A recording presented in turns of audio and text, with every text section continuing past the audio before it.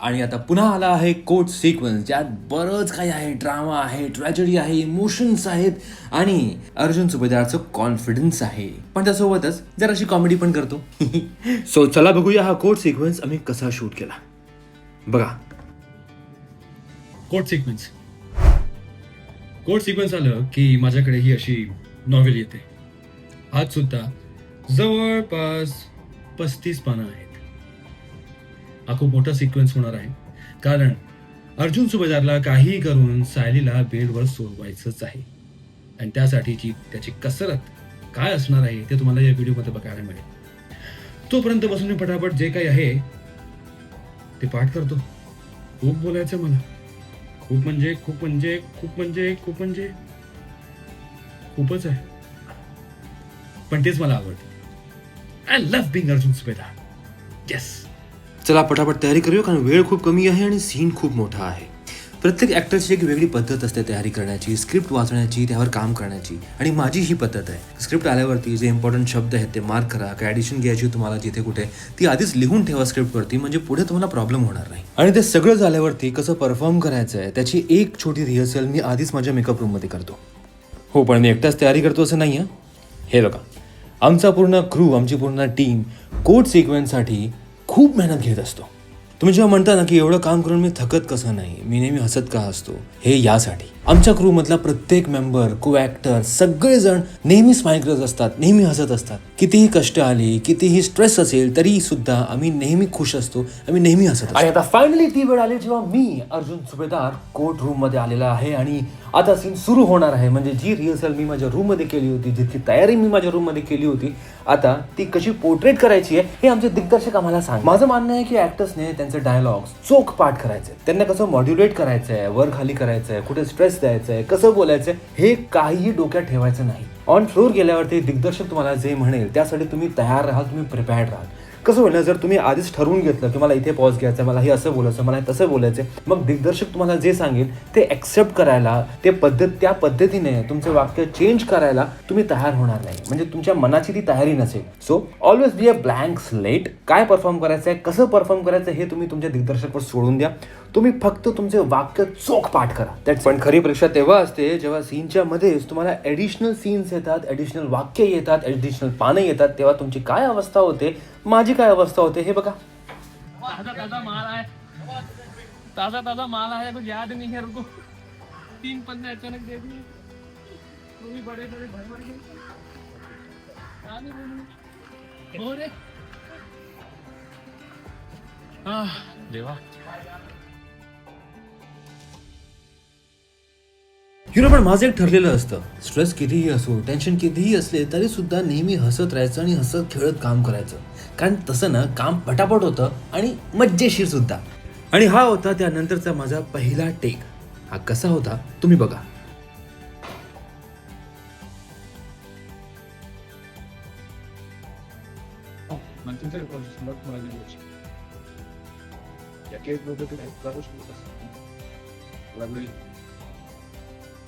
उशिरा घेऊन माफी मागण्याची काहीच गरज नाही. माझी पुढे नंबर होईल नक्की की आपण निर्णय जाहीर करा, म्हणजे आम्हाला पुढची तारीख केली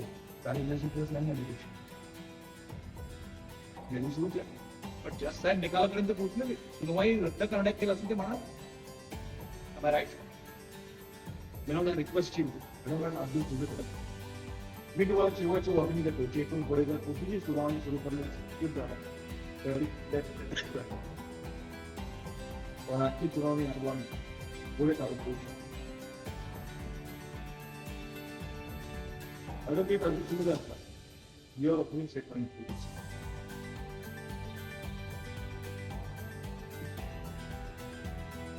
लॉर्ड ते सायली सुभेदार यांच्यावरती आरोप आहे की यांनी अल्पसंख्याची तत्काळ. आणि जेव्हा पहिला टेक चांगला होतो तेव्हा आनंदाने अर्जुन सुभेदार अशा उड्या मारतो बघा.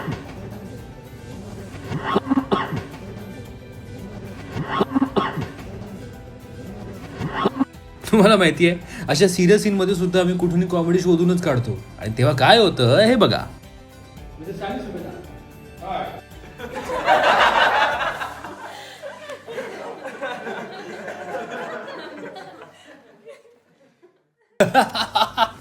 मी कधीही कुठेही हसू शकतो आणि कुठेही कॉमेडी करू शकतो आणि असंच आवडतं ऍक्च्युअली काम करायला. पूर्ण माहोल, पूर्ण सेट, सगळी माणसं हसत राहतात, खेळत राहतात आणि मजा येते काम करायला. या अख्ख्या कोट सिक्वेन्स मध्ये ना 2 माणसं अशी होती ज्यांना मी सुद्धा ओळखलं नाही. तुम्ही ओळखलं का यांना? बघा जरा, कोण असेल हा माणूस? विचार करा. राकेश. ड्रामा तर आता सुरू होणार आहे, कारण कोट सिक्वेन्सचा फक्त पहिलाच भाग आतापर्यंत झाला होता. त्यानंतर बरंच काही आहे आणि बरंच काही बोलायचं आहे, बरंच ड्रामा होणार आहे आणि मध्ये मध्ये माझी छोटी छोटी कॉमेडी सुद्धा असते. कारण माझं मत आहे की हसत खेळत काम केलं तर काम उत्तम होतं, नाही? आमचं आर्ट डिपार्टमेंट किती बारकाईने काम करतं याचा अंदाज तुम्हाला हे फोटोज बघून येतील. आमचा कोर्ट रूम कसा दिसतो हे बघा.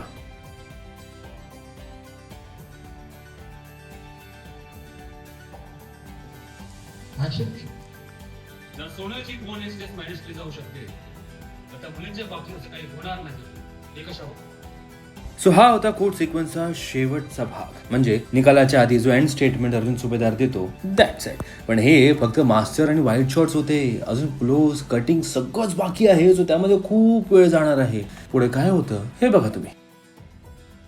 आणि हे सगळं शूट करताना वेळ कुठे निघून जातो ना कळतच नाही. आता 1 वाजता नाही, रात्रीचं. आणि चेहरा थकलेला दिसतोय, आवाज पण जरा बेस आलाय. आणि आता जे 35 पानं आहेत आज कोर्ट सिक्वेन्स, त्याचे मोस्ट ऑफ सगळे क्लोज बाकी आहे. म्हणजे जे तुम्ही ऑन स्क्रीन बघणार आहात की फक्त माझा चेहरा दिसतोय, माझे एक्सप्रेशन्स दिसत आहे, ते सगळं बाकी आहे. आणि ते मी आता जेव्हा किंवा मला बोलवतील, माझा शॉट लागेल तेव्हा जाऊन मी शूट करणार आहे. ताऱ्यावरची कसरत ऍक्टरसाठी हे असते की किती वाजले असते, 1, 2, 3, तुम्ही 12 तास काम केलंय, तुम्ही 20 तास काम केलंय, तुम्ही 24 तास काम केलंय, त्याने काहीही फरक पडत नाही. What matter is that 1 take जे तुम्ही कॅमेरा समोर उभं राहून देतात. कारण इथे किती वाजले, कसा बसलाय, आवाज बसलाय, चेहरा थकलाय किंवा सुचलाय हे फक्त आम्हाला माहिती आहे. बघणाऱ्यांना त्यांच्यासाठी कोर्ट सिक्वेन्स आहे जो अर्जुन सुभेदार असाच अँगर, ऍक्शन मोड मध्ये असेल आणि त्याच एकदम फ्रेश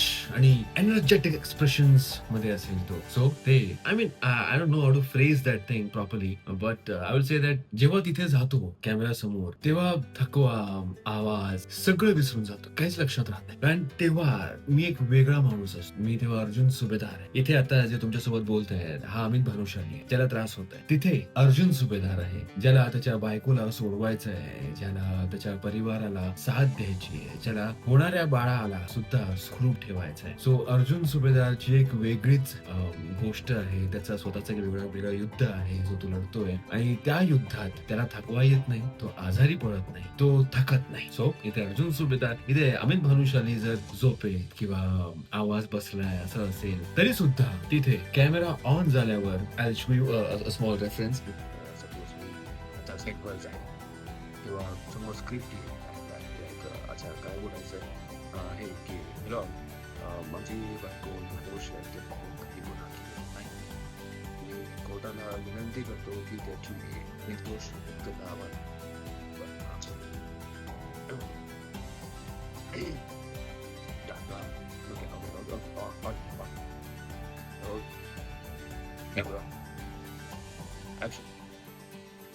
मिला माझी बायको निर्दोष आहे.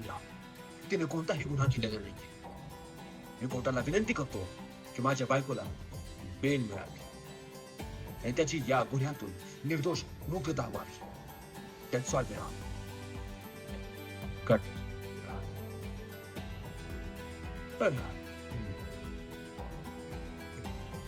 ही एक ताऱ्यावरची कसरत असते आम्हा ऍक्टर्स साठी, पण त्यातच काही गंमत आहे. या स्विच ऑन स्विच ऑफ मध्ये जे असतं की पटकन अर्जुन सुभेदारच्या पात्रात शिरलो आणि त्यानंतर कट म्हणल्यावरती परत अमित भानुशाली जो ओरिजिनल आहे तसंच आलं. चल आता बहुतेक मला बोलवतील तेव्हा मी ते शूट करीनच. फायनली माझा नंबर येणार आहे आणि तयारी सुरू झालेली आहे. लाईट डिपार्टमेंटचं खास कौतुक, कारण ते अशा प्रकारे लाईट करतायत की जाणून वाटतं की दिवसच आहे बाहेर, पण ऍक्च्युली आता नाईट आहे. मी आलो आहे सेटवरती आणि आता सुरू होणार आहे माझे क्लोजअप शॉट.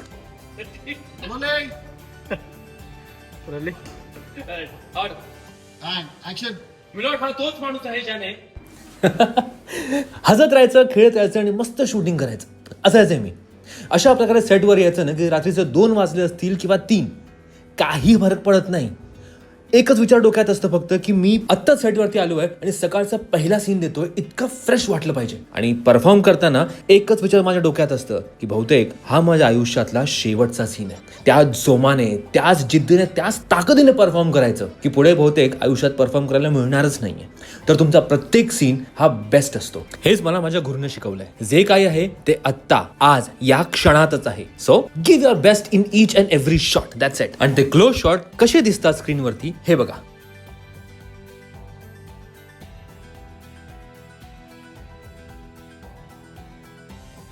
स्वतः वाजलेत 2:30 आणि फायनली माझा बॅकअप झालेला आहे.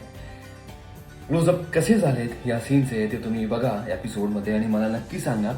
म्हणजे मलाही कळेल की जे स्वतःसोबत युद्ध करून जो आवाज या सगळ्यावरती या सगळ्या प्रॉब्लेम्सना मात करून यांच्यावरती विजय मिळवून मी जे क्लोज दिले ते तुम्हाला खरंच आवडलेत की नाही.